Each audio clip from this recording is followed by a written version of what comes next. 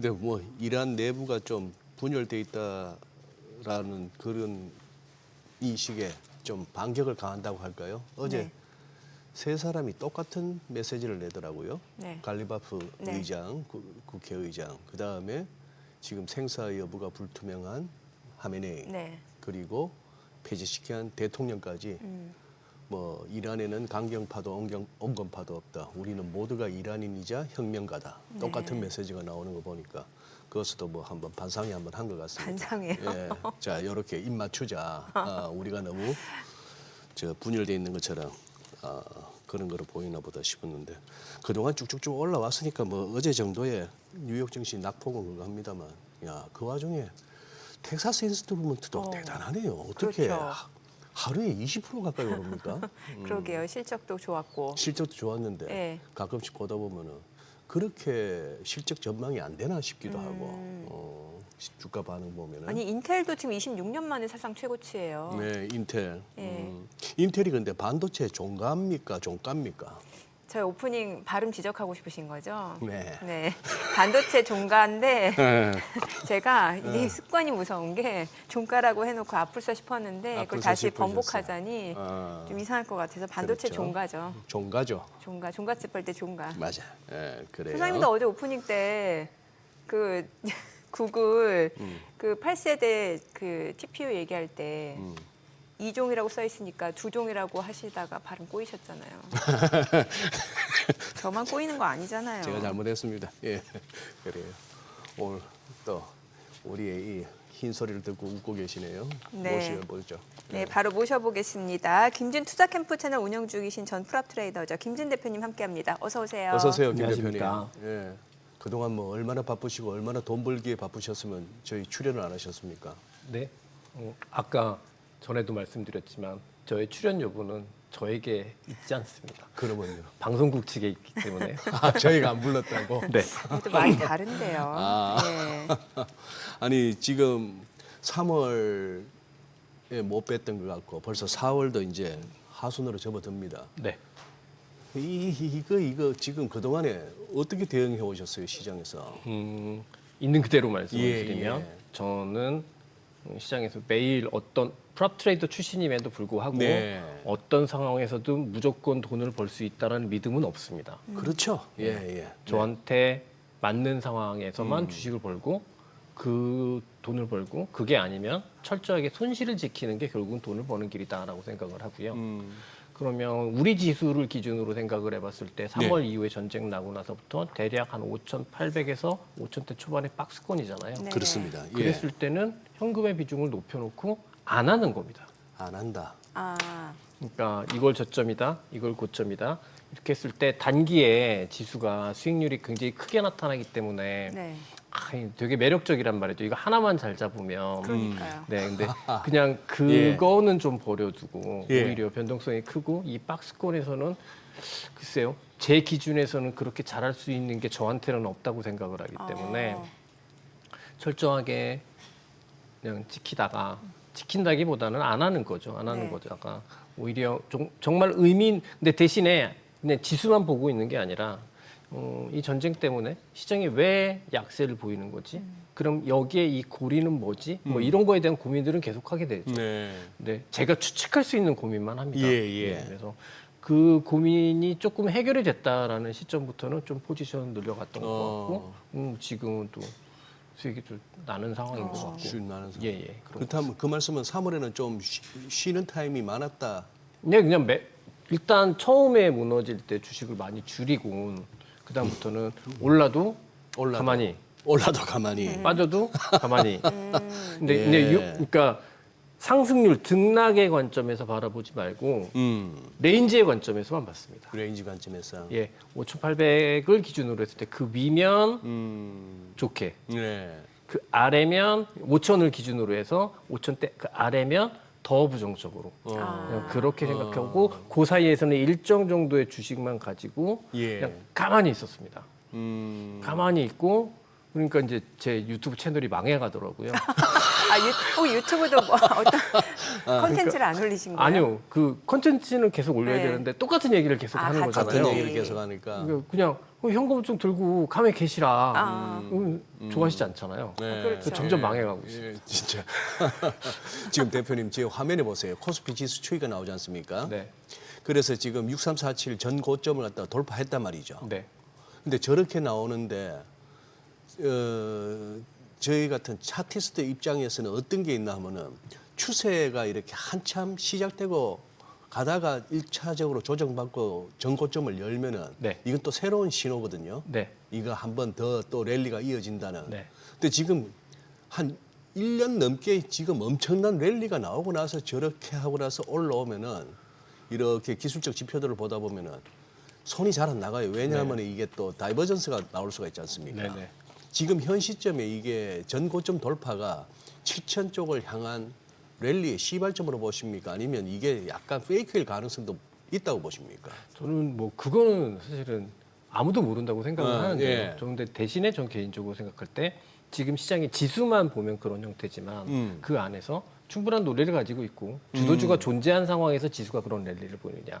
그런 게 아니라 주도주가 없이 종목별로 막 돌아가면서 산발적이 실제로 지수보다는 수익을 안 주는 시장이 전개되면서 지수가 올라가느냐. 저는 오히려 조금 더 거기에 포커스를 맞추는데요. 네. 저 같은 경우에는 지금은 전자의 상황이라고 생각을 하고 있기 때문에 전자면은 좋은 상황이다. 아. 뭐 이거를 왜 부정하느냐라고 생각하고 그러다가 뭐 저희 생각과 다르게 꺾이면 그때 팔아도 수익 나고 팔걸요?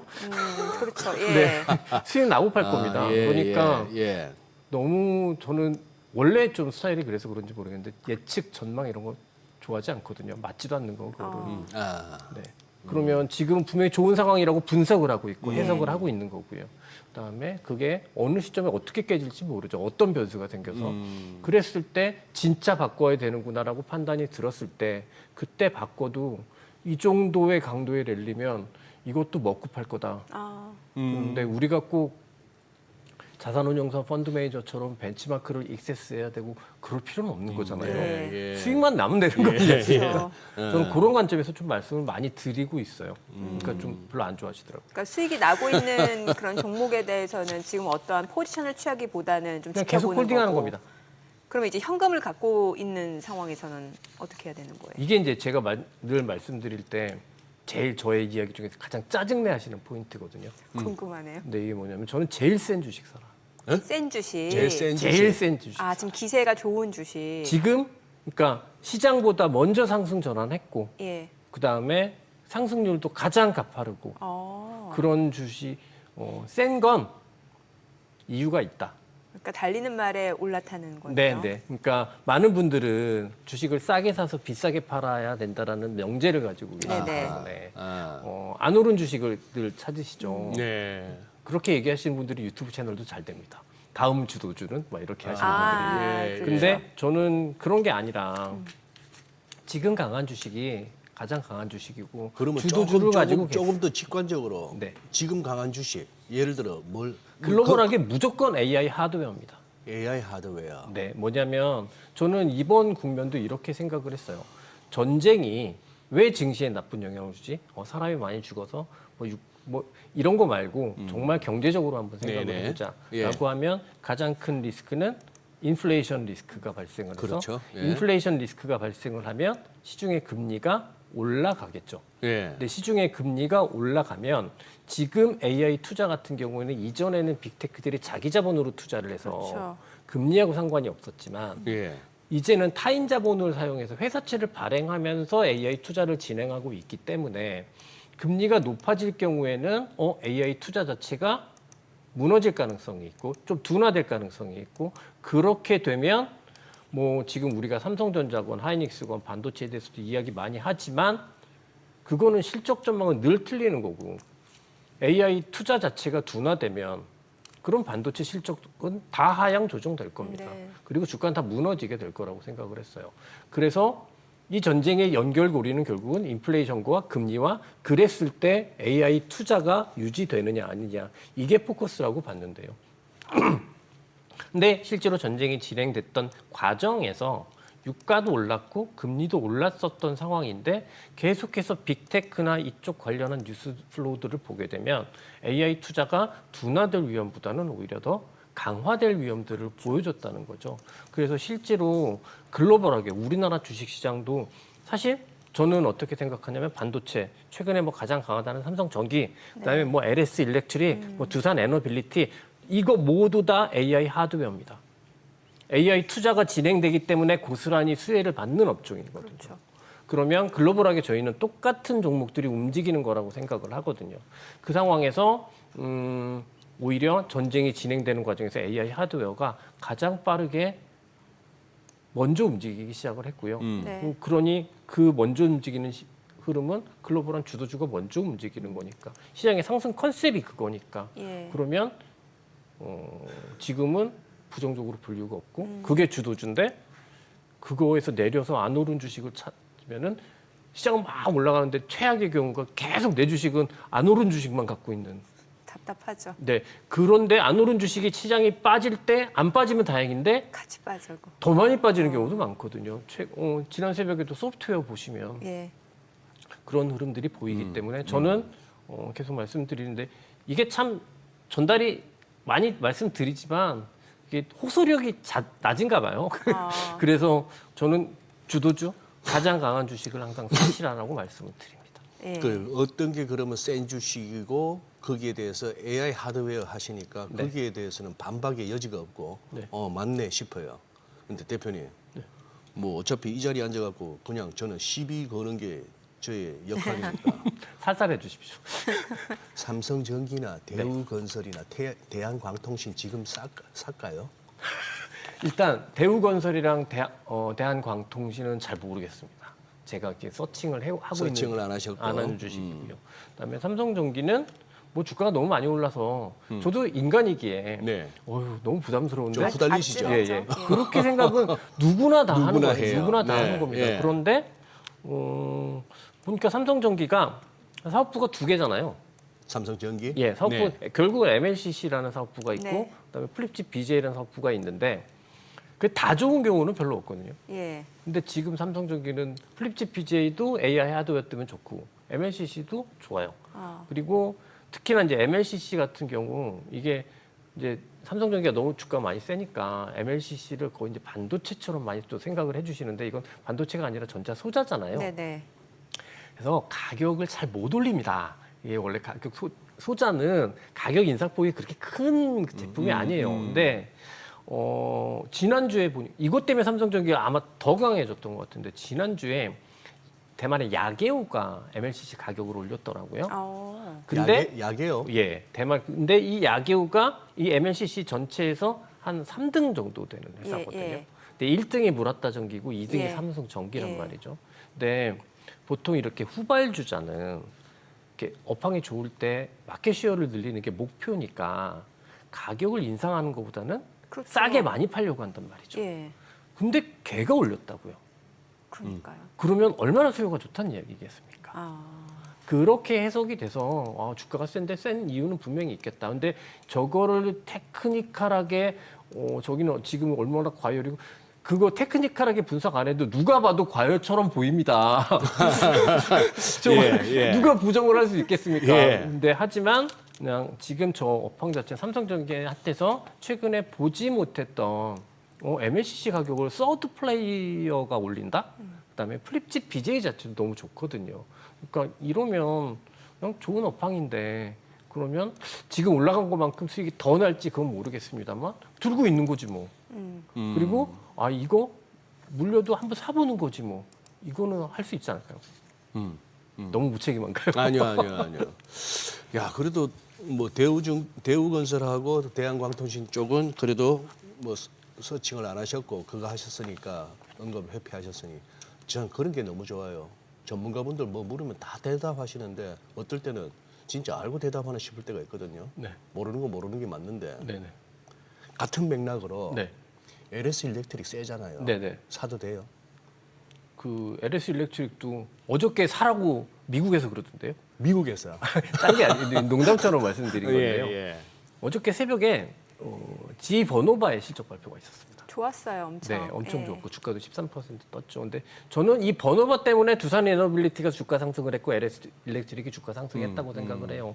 왜냐하면 번호바 실적을 딱 보면 이제 결국은 전력기기 하나고 맞아요. 가스터빈하고. 예. 근데 가스터빈은 2030년까지 무조건 쇼티지. 가스터빈. 예. 이렇게 얘기하니까 이거는 가스터빈 계속 쇼티지? 그러면 그 쇼티지 상황에서 비집고 들어갈 수 있는 두산 에너빌리티 좋은 거 아니야? 주가 상승으로 이어지는 것 같고. 그다음에 이 전력기기가 원래 GE 버노바의 전력기기는 데이터 센터 외부 쪽의 전력기기였거든요. 네. 뭐냐면 전력선이 오면 여기서 뭔가를 바꿔주는, 변압해주는 그 역할이 버노바였는데 실적이 서프라이즈 난 것 중에 하나가 이 데이터 센터 안쪽으로 들어온 전력기기에 서프라이즈가 많았다라는 거죠. 근데 네.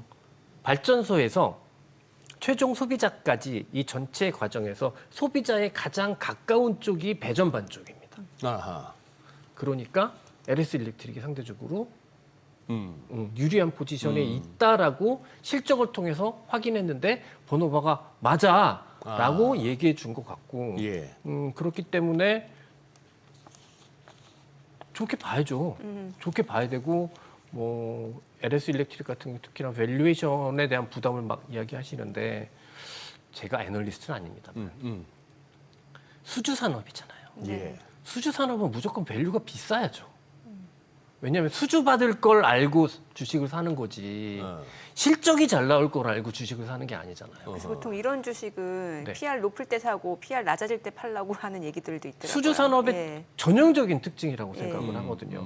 수주 산업은 밸류에이션이 낮아지기 시작하면 그때부터는 안 좋은 거라고 봐야 될 것 그렇다고, 예. 같아요. 대신에 또 하나 이제 말씀드리고 그래서 지금 너무 좋다. 그러니까 너무 좋으니까 그거 자체를 부인하시지 마시라. 근데 네. 단 하나 여기서 이제 가장 트랩 뭐 함정이 제가 생각하는 함정 아닌 함정이라고 생각하는 건 뭐냐면 이제 이러다가 이제 밸류에이션이 이제 실적이 막 찍히니까 네. 주가는 둔해지면서 밸류에이션이 싸집니다. 이제 이전보다. 근데 그 밸류에이션이 싸지니까 사람들이 주식을 못 파세요. 아, 이렇게 좋은 주식이 PR까지 예. 낮아지니까 이런 그러니까 밸류에이션 생각. 이게 저평가라는 예. 이야기로 이제 되거든요. 근데 저는 왜 팔아야 되냐고 말씀드리냐면 결국 수주 산업이잖아요. 그리고 사이클 산업입니다. LS 일렉트릭 같은 경우가 상대적으로 사이클 빈도가 좀 작다고 하지만 전력기기 하나 제품의 사이클이 어느 정도인지 아십니까? 어느 정도예요? 40년 정도 되거든요. 40년. 기네요. 긴 거는 70년까지도 돼요. 아하. 예, 예. 지금 미국의 전력기기 교체가 1960년대, 1970년대 깔아놨던 50년대, 60년대 아, 깔아놨던 예. 전력기기 노후화 때문에 예. 지금 교체 수요거든요. 예. 그 얘기는 가장 최악으로 말씀을 드리면 이 사이클 이후에 물렸을 땐 60년을 기다려야 될 수도 있다는 얘기죠. 아하. 무서운 그러니까 얘기네. 예. 저는 그러네요. 네. 거꾸로 그냥 보면 제가 그러네요. 그 너무 이렇게 위기를 조장하는 건 아니고요. 아니, 그럼요. 예. 네, 그래서 지금 너무 좋은 업황 상황이고 교체 수요 상황이니까 그리고 신규 수요도 발생하는 상황이니까 밸류에이션이 높은 건 너무나 당연하다. 다만 오히려 밸류에이션이 낮아지는 시점, 네. 그 낮아지는 시점이 실제로 그 사이클이 이제 꺾이는 시점이 될 거거든요.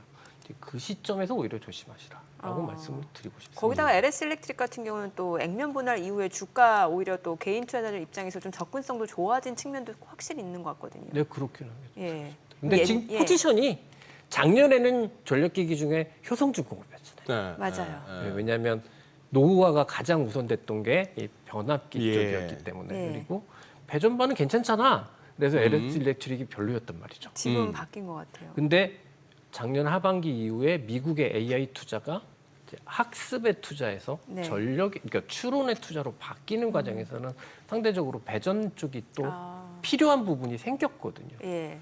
오늘 아마 제가 계속 그 말씀을 드릴 텐데 학습이랑 추론이랑 추론, 예. 이 데이터 센터의 구조 자체나 이거 자체가 되게 다르거든요. 어허. 근데 그걸 이해하면 지금의 주식들이 막 보인단 말이죠. 예, 그래요. 예. 그게 작년 하반기부터 사실상 그랬던 거고 어. 오늘 아마 계속 그런 말씀을 드리지 않을까 싶기는 합니다. 아. 그래요. 제가 AI 전문가는 아니지만 나름 아니 공부한 그래서 거로 그 구글 요번에 그 8세대 TPU도 그 네. 두 가지 종류 나온 게 하나가 학습용이고 하나가 딱 추론용이잖아요. 네. 그럼 이것도 좀 다르다라는 거고. 일단 예. 학습하고 추론하고 뭐 저도 말씀드렸지만 AI 전문가는 아니고 예. 제가 뭐 AI 뭐 이렇게 만들어 본 한 번도 그런 적 없습니다. 근데 다만 제가 이해한 바로 보면 학습은 AI 모델을 만드는 과정이잖아요. 네. 추론은 사용자와 AI 이 만들어낸 모델이 사용자와 만나는 과정이라고 즉각적으로 생각해요. 그렇죠. 예. 만나는 과정이에요. 이게 분명히 다른 과정이에요. 예. 그래서 네. 학습은 모델을 만들어야 되기 때문에 뭐냐면 GPU가 동시에 반복 연산을 해야 되는 과정입니다. 그래서 통신 자체가 양방향 통신입니다. 네. 근데 추론은 사실은 개별적 사용자의 요청에 의해서 연산이 발생을 하거든요. 그렇기 때문에 기본적으로 작동하는 과정에서 학습보다 연산량은 작아도 됩니다.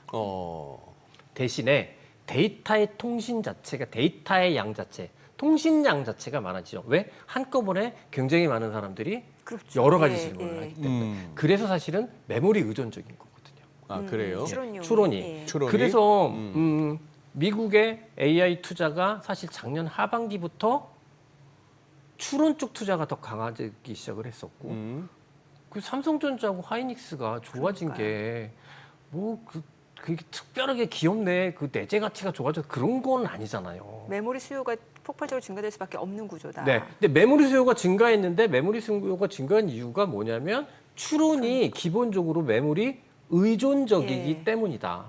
이 부분이고요. 그래서 사실은 AI 가속기 반도체라고 하는 GPU도 추론의 과정에서는 네. 꼭 필요하지 않을 수 있습니다. 꼭 필요하지 않을 수. 왜냐하면 또 GPU가 비싸잖아요. 예, 예. 전기도 많이 먹고. 그러니까 효율적이지 않거든요. 그러니 이 추론의 과정이 더 증폭되는 상황에서 이 하이퍼스케일러 혹은 뭐 CSP라고 얘기하는 데이터 센터를 운영하는 사람들 혹은 거기에 새들어서 하고 있는 오픈 AI나 엔트로픽 같은 회사들 이런 회사들은 일정 정도의 추론 과정에서는 GPU에서 벗어나서 예. 주문형 반도체라고 이야기하죠. 네. ASIC 반도체로 자기네 자체 칩을 개발하겠다라는 게 뭐 당연한 수순인 것 같고요. 네. 이거를 알파벳에서는 TPU라고 얘기를 맞아요. 하는 거고 예. 이제 이름은 그냥 자기들이 갖다 글쎄. 붙이는 거예요. 예, 예. 근데 결국은 그냥 저는 ASIC 반도체, 그냥 주문형 반도체라고 생각을 하고 여기가 최근에는 일단 한참 메모리 중심으로 막 가다가 최근에 새벽에도 보면은 마이크론 테크놀로지나 샌디스크나 이런 메모리들은 다 빠졌는데 네. 마벨 테크놀로지는 신고가 또 냈거든요. 어. 그러니까 지금은 또 ASIC 관련한 ASIC 이쪽이 반도체 또 부각을 받고 있는 것 같고 반도체가 계속해서 이렇게 제 기준에는 한 번도 보지 못했던 속도로 빠르게 이렇게 잘 이렇게 중요한 지점들이 GPU의 세상에서 메모리의 세상이 왔다가 지금은 ASIC 혹은 CPU, CPU, 뭐 예. 이렇게 가는 예. 게 보이거든요. 근데 보인다고 얘기하면 너무 건방진 말씀이고 제 눈에는 그런 게 인식이 되기 때문에 그런 쪽에 포커스를 맞출 필요는 있다라고 말씀드리고 싶습니다. 네. 김진 대표님 오신다니까 또 팬분들이 오셨네. 네. 야, 제가 공지 안 하고 왔는데 공지 안 하고 오셨어요. 어. 오. 아니 근데 지금 그 말씀도 들리시네, 해주시는 분이 계시네. 예전 영상에서 뭐 삼성전기나 LS 일렉트릭 다 좋다고 말씀하셨는데, 좋다고 말씀하시고 그걸로 얼마나 수익 보셨어요? 저요? 예. 저의 개인적 계좌를 아니 글쎄 이 엄청난 시세를 낸 종목에서 우리 김진 대표님 같은 경우는 그렇게 컨텐츠 만드시면서 추천도 하고 하셨는데 네. 과연 본인은 얼마를 먹었을까 궁금해가지고. 그냥 올라온 만큼 다 먹었습니다. 와. 겸손하게 말씀하셨지만 내용이 그 겸손하지 않았네. 굉장히 얄밉게 말씀하시네. 올라온 올라온 걸 만큼. 다 드셨다고요? 다 먹었다고요? 네. 제가 저희 특징 중에 하나가 예. 어떤 주식을 이제 괜찮게 보이고 예. 포지션을 잡았는데 예. 주가가 오르기 시작하잖아요. 그럼 죽어도 안 팝니다. 아하. 그렇죠. 그 언제까지 맞아. 올라갈지 모르잖아요. 그래야 풀로 예. 다 먹지. 예. 제가 우리 여기 비즈 머니쇼 처음 나왔을 때 네. 이런 말씀 한번 드린 적이 있어요. 이게 저는 주식은 머니 게임이라고 생각을 하거든요. 그래서 공부를 막 해가지고 많이 맞춰야 되는 게임이 아니라 네. 10개 중에 10번 투자해서 3번만 맞아도 투자는 성공할 수 있다. 그러니까 우리 고스톱을 승률이 높은 사람이 있다는 게 아니라 한 번 먹을 때 쓰리고 그렇죠. 이렇게 가야 먹는 거잖아요. 맞아요. 예, 그래서 저는 확률의 게임이 아니라 손익비의 게임이라고 생각을 하기 때문에 네. 제가 어떤 주식이 있다, 근데 의미 있게 오르기 시작한다, 내가 이 포지션이 있다라고 하면 이 추세 자체가 의미 있게 깨질 때까지는 그냥 무조건 들고 있는 건 거죠. 근데 그 과정에서 삼성전기나 LX 일렉트릭은 주식 좀 팔래라는 이야기를 저한테 안 한 것 같아요, 아직은.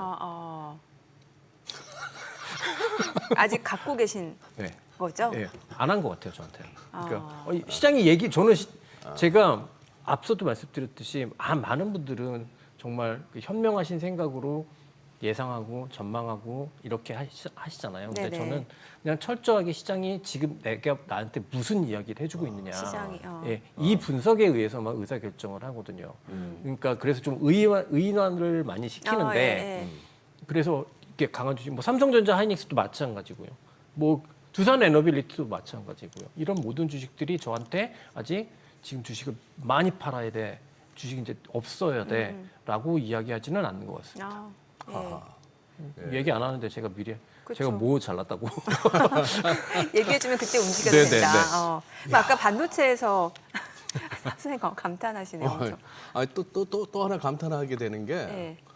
삼성전기, LS 일렉트릭을 다 올라온 만큼 다 먹었다고 하시는 분이 무슨 뭐 금목걸이를 하신 것도 아니야, 무슨 뭐 상주들이 매는 이런 옷 입고 오신 것도 아니고, 무슨 번쩍거리는 시계를 차고 오신 것도 아니고, 염색을 하신 것도 아니고, 리스펙, 존경합니다. 제가 이렇게 가난해 보이나요 지금? 절대 그렇지 않아요. 그 뜻이 아니고 이게 훨씬 더 멋있다니까요. 그리 두루두루 막 감으면은 영 없어 보여가지고 오히려 진짜 멋있어. 그게 안 어울려서 안 감는 겁니다. 네. 근데 그게 뭐지? 그 이름이 그 톰 브라운이. 예예. 알겠어요. 예. 근데 또 그거 좋아하시는 분들 맞아요. 들으면 뭐 또 나도 한번 속상할 수 입어보고 있죠. 입어보고 싶어서 하는 얘기예요. 얼마나 부러운데.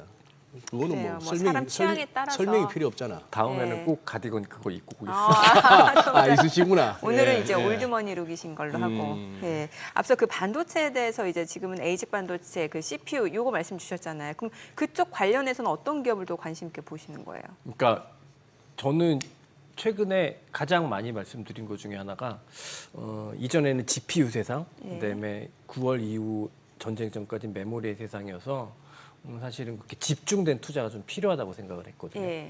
근데 지금은 그렇다고 해서 메모리가 끝난 것처럼 보이진 않습니다. 메모리도 충분히 상승세가 계속 이어질 것 같고, 네. 다만 상대적인 탄력 자체가 좀 바뀔 수도 있을 것 같고, 예. 그러면 지금은 반도체 지수를 사는 적기다. 앞서 말씀드린 대로 텍사스 인스트루먼트라는 아날로그 반도체까지 오르는 그러니까요. 상황이거든요. 예. 그러면 지금은 이제 가장 저에게 강추의 주식은 반도체 지수 ETF다. 반도체 지수 ETF. 왜냐하면 이전에는 엔비디아를 샀어야 되고, 예. 근데 지금은 그 전에는 또 삼성전자나 하이닉스나 샌디스크를 샀어야 됐다면 지금은 그것도 갖고 있는 상황에서 그러네요. 뭐 인텔을 사건, 마벨 예. 테크놀로지를 사건, 브로드컴을 사건이 필요해 보이니. 근데 우리 개인 투자자분들이 뭐 몇 억씩 투자하시면 다 가지실 수 있겠지만 그게 안 되시는 분이라면 지금쯤은 반도체 지수 ETF가 나쁘지 않은 성과를 주게 될 것 같다. 알겠습니다. 사실 우리 준비된 질문지의 뒷부분만 하다 보니 앞부분에 다 빠졌는데 안 해도 될 것 같습니다. 뭐 전쟁 어떻게 될까요? 뭐 이런 그거는- 얘기 그죠? 근데 저는 그건 뭐 별로 신경 안 쓰시잖아요. 예, 신경을 아예 안 씁니다. 아예 왜냐하면 안 쓰시죠. 네. 그러니까 그게 아무 일도 아니기 때문에 신경을 아예 안 쓰는 게 아니라 네. 모르잖아요. 그래서 맞아요. 알 우리가 수가 뭘 없어요. 예. 근데 모르는데, 그리고 제일 좀 제가 그런 게 뭐 많은 뭐 경제 전문가, 주식 예. 전문가들이 전쟁 전문가는 아니지 않습니까? 맞아요. 국제사회 전문가는 아니죠. 그렇죠. 맞아요. 그럼 자기의 전문 영역에서만 이야기를 하면 된다고 생각을 하고요. 이거 정말 모르는 일이니까 중요한 건 이 뉴스 플로우 변화에 시장이 어떻게 반응하고 있는지 그것만 체크하면 된다고 생각을 하고, 그 흐름은 분명히 지금 바뀌어 있는 것 같다라는 생각을 하고, 말씀드렸던 이유가 금리가 올랐음에도 불구하고 네. AI AI 투자 자체가 축소되지 않는다라는 시그널들을 계속해서 뉴스상으로 보여줬기 때문에 그 흐름이 나타났다고 생각을 하고 최대한 우리는 거기에만 집중하면 되겠다라고. 그래서 누가 뭐 이란에서 뭐라고 하시건 트럼프가 뭐라고 하건 이게 글쎄. 무슨 의미가 있느냐 예. 나에게 맞아요. 어차피 모르는 거. 어차피 모르는 거 맞습니다. 그 말씀 뭐 공감하고 아까 이제 개장 시작하기 전에 그래서 이제 반도체 ETF 나쁘지 않은 선택이라 말씀하셨고 5월에는 또 이제 레버리지 ETF까지 막 출시됩니다. 네. 그렇게 되면 일단 자금은 들어올 거니까 초기에 네. 그래서 추가적으로 합니다만 또 우리 시장에서 오랜 또 의심이 있잖아요. 그렇게 해서 ETF가 마지막 끝물일 수도 있다는 한 그런 의심. 네.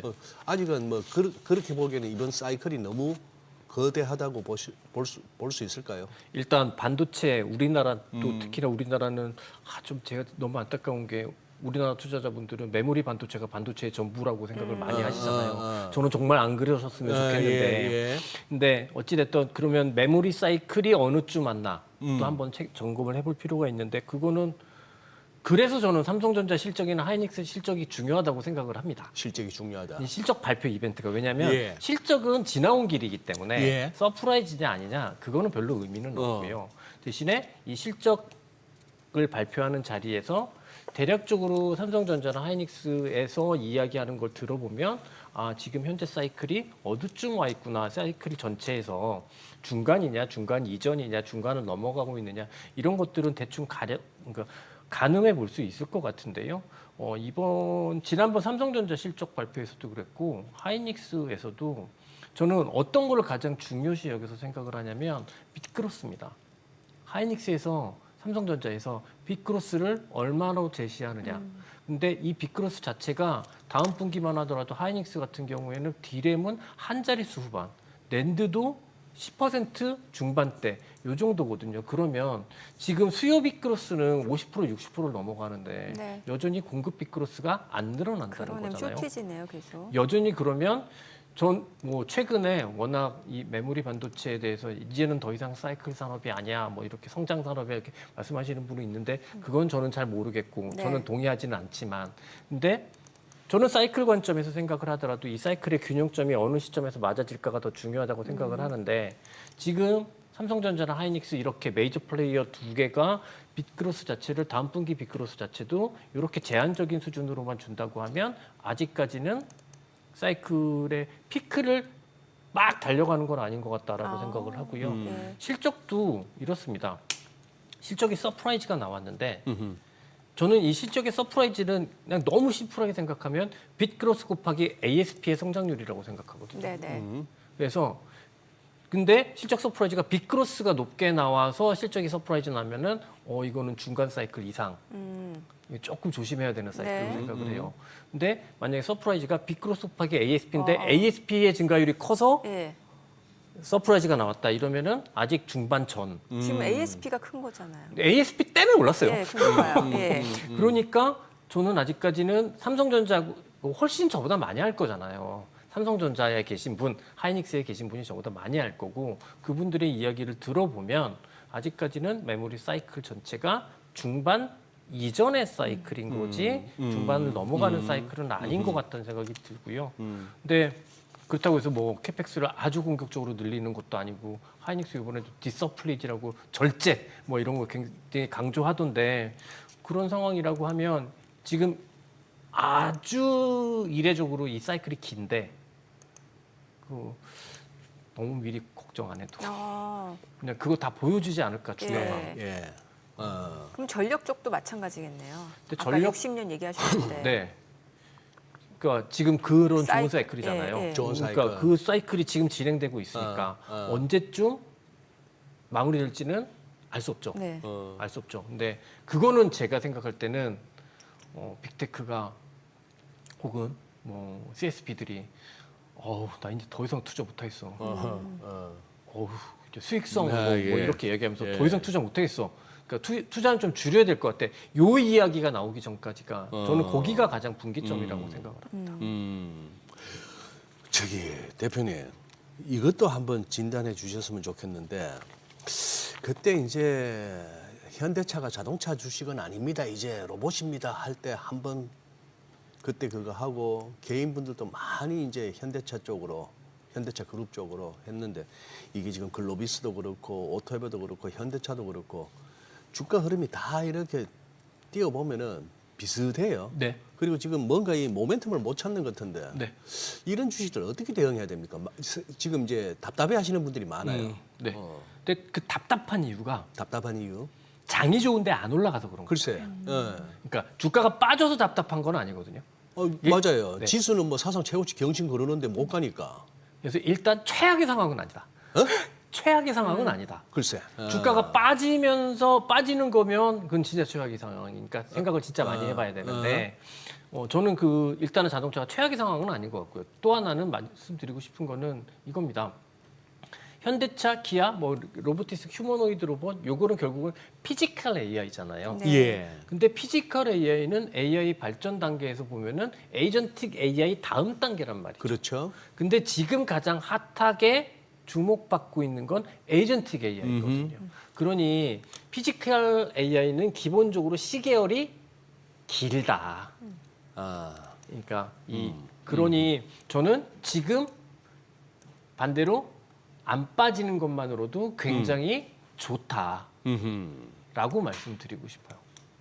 안 빠지고 있는 것만으로도 안 빠지고 있는 것만 해도 만으로도 좋다. 분명히 좀 긍정적인 신호를 주고 있는 거다. 그러다가 현대차 같은 경우에도 결국은 작년에도 오를 때 막판에 한번 쫙 세게 올라준 거. 예. CES 때. 예. 그때 한 번이 그게 다거든요, 사실. 네. 맞아. 그러니까 아직 본격적인 이 시대가 돌아야 하지 않았을 때 주가 경향은 그렇게 전개되는 것 같습니다. 그냥 쭉 계속 언더퍼폼을 하다가 그러다가 또 이제 시장이 되게 이렇게 만개할 때 즈음에서 이렇게 한번 쫙 오르게 되고 그런 게 일반적인 본격적인 이들의 시기가 오지 않았을 때 나타나는 주가 성향이고 근데 주가가 오르다 빠졌다라고 한다면 그 미래를 사실은 시장은 크게 기대하지 않는다는 의미인데 지금 보면 올라서 횡보 올라서 횡보니 시장은 여전히 기대감이 충분히 존재하는 거라고 보고 그래서 저는 그 포지션상 현대차가 많이 있으면은 너무 힘들 거고 그렇다고 해서 지워야 되나? 그것도 그냥 하나 정도 갖고 있으면 어느 날 갑자기 얘 왜 이래? 이러고 오를 수도 있을 거다라고 그렇게 말씀드리고 싶어요. 요즘 들어서 약간 꿈틀거리기 시작하는 2차 전지 쪽은요. 네네. 그쪽은 지금 좀 다루십니까? 고민을 하고 되게 고민 많이 하는데요. 고민은 많이 하는데 네. 손은 잘 안 나가시나 보네. 2차 전지가 예. 결국 지금 모멘텀은 ESS. ESS잖아요. 네. 예. 근데 이게 거의 유사한 개념인데 저는 태양광은 손이 나갔거든요. 아. 태양광은 손이 나가는데. 네. 근데 ESS는 손이 안 나가. 2차 전지는 아직까지는 좀 그런 판단을 하는 이유는 예. 태양광은 어차피 폴리실리콘 하나의 비즈니스이기 때문에 바뀌었을 땐 이 업황 그러니까 이 기업의 경영 환경 자체, 뭐 예를 들어서 OCI 홀딩스 하나 자체가 확 바뀔 수 있습니다. 근데 이제 2차 전지 같은 경우에는 ESS가 성장한다고 해서 기존에 있던 배터리, 자동차용 배터리의 부진을 예. 극복해낼 수 있느냐. 그래서 이 기업 자체가 이런 거냐에 대해서 저는 아니다라고 말씀을 못 드리겠습니다만 무조건 될 거다라고 낙관이 잘 안 되더라고요. 특히나 저는 2차 전지 기업들은 그냥 이렇게 주가가 빠진 거와 회복에서 가장 핵심적인 캐탈리스트는 가동률이라고 생각합니다. 근데 가동률이 올라오면 그러면 주가가 이미 올라갔겠지만 그때 돼서 저는 따라갈 생각이고 그때 돼서. 예, 아직은 제가 2차 전지로 고생을 해본 적이 없는데도 불구하고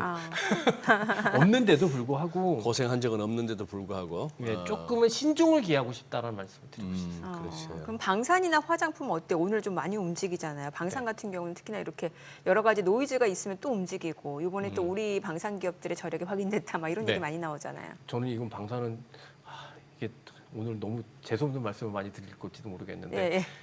보다 더 거시적인 관점에서 보자.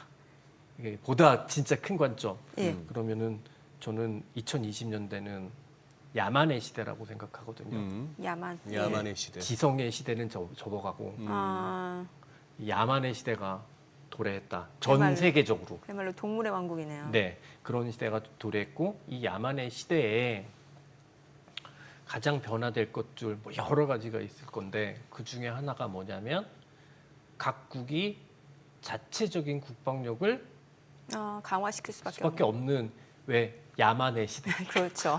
예. 그래서 저는 오히려 지금 방산주 전쟁 때문에는 오히려 방산주 포지션을 가지고 싶지 않고요. 예. 그리고 전쟁에 대한 말 때문에 왔다 갔다 그렇죠. 하니까. 근데 다만 포트폴리오에 필요할 한 주식일 것 같고 오히려 전쟁이 끝나고 나면 우리 더 갖고 있고 싶은 주식이다. 아, 그래요. 네, 왜냐하면 야만의 시대다. 조금 중장기적으로 볼 때. 그러니까 주식이라는 게 꼭 재무학적으로 예. 혹은 뭐 이렇게 볼 수도 있지만 저는 인문학적으로도 생각할 수 있다고 충분히 생각하거든요. 예, 그렇죠. 근데 그 관점에서 인문학이 주식시장 분석에 가장 주는 큰 거는 큰 프레임을 주는 거라고 생각해요. 예. 그랬을 때 이런 것 같아요. 2020년대 들어서 지정학적 리스크가 없었던 해가 2024년 하나밖에 없습니다. 그러네요. 네, 예. 매년 지정학적 리스크. 예, 예. 2010년대, 2000년대 그런 일 없었어요. 예. 예. 야만의 시대거든요. 근데 우리는 그게 좀 뭔가 우리 포트에 우리의 투자 전략에 어떤 프레임으로는 가지고 있어야 될 것 같고 방사는 그렇게 말씀을 드리고 싶어요. 예. 네, 화장품은 제가 개인적으로는 그렇게 저는 소비재 상품을 좋아하지 않거든요. 소비재 쪽은. 네. 그렇죠. 경기에 민감할 수도 있고. 그리고 소비재는 결정적으로 성공하려면 얘가 히트를 할 줄 알아야 되거든요. 예. 근데 저는 그걸 모르겠더라고요. 예, 그리고 저는 세상의 최고의 전문가라는 사람들이 세계 최고의 히트 제품이 아무것도 아니라고 막 침 튀기면서 이야기한 걸 제가 너무 많이 봤어요. 예를 들면요. 예를 들면 예. 어떤 회사에 어떤 제품이 나왔는데 이거는 마이크로소프트랑 소니라는 거대 회사가 자리 잡고 있는 양강으로 자리 잡고 있는데 이렇게 작은 회사가 절대 성공할 수 없다. 이게 뭔지 아십니까? 닌텐도입니다. 대박 났잖아요. 그렇죠. 대박 났죠. 예. 근데 모든 애널리스트들은 그렇게 얘기를 했었어요. 음. 그다음에 어떤 핸드폰이 나왔는데 핸드폰이라 함은 통신사와의 기술 교류를 위해 통해서 만들어져야 되는 건데 이렇게 자기 혼자 독자적으로 만든 건 절대 소비자에게 소구될 수 없다. 전 이거 외신 기사랑 막 너무 많이 봤거든요. 그게 아이폰 얘기였습니다.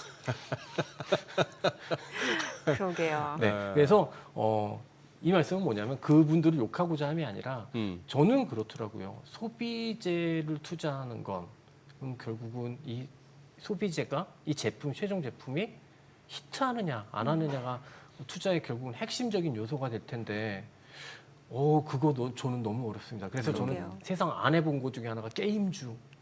그거 어떻게 알아요? 그렇죠. 그래 맞아. 예. 뭐가 네. 히트를 칠란지. 근데 저는 그래서 대신에 중간재 이런 거 너무 좋아하죠. 산업재. 그래요. 매크로만 보면 되니까. 그러네요. 뭐 그 많은 업종과 그 많은 섹터 종목 다 전문가가 될 필요 있습니까? 네. 그죠? 하나 물었을 때 김 대표님처럼 끝까지 다 먹는 게 중요하지. 언제 나오실 거예요? 많이 빠지면 나올 겁니다. 많이 장이 빠지면? 많이 빠지면 아니 그게 아니라 저희 네. 스튜디오에 언제 나오실 거예요? 부르시면 나오죠. 부르면 알겠습니다.